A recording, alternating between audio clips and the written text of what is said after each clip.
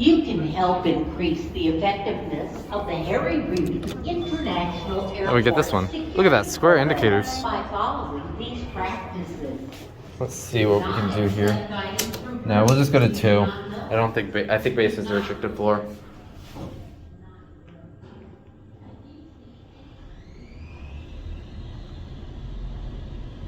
Second floor.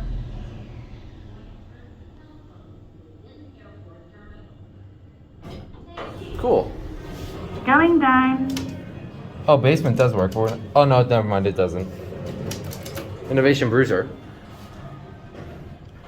Cab view. Security. It's a nice elevator for an airport. Floor A 0. lot nicer than JFK. And that's all I'm doing because we have to get our bag.